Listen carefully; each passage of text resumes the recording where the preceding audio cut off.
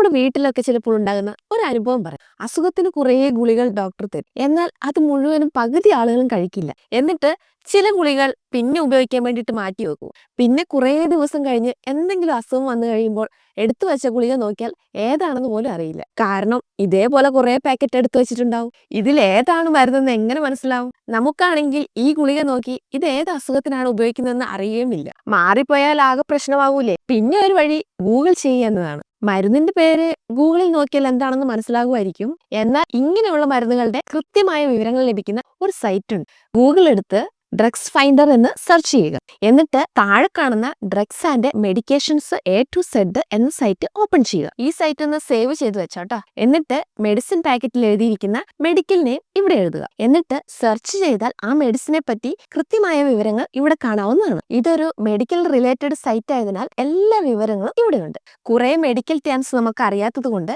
ഈ സൈറ്റ് ഒന്ന് മലയാളത്തിലേക്ക് ട്രാൻസ്ലേറ്റ് ചെയ്ത് നോക്കാം. ഇപ്പോൾ നമുക്ക് മലയാളത്തിൽ നല്ല വിശദമായിട്ട് മനസ്സിലാക്കാം.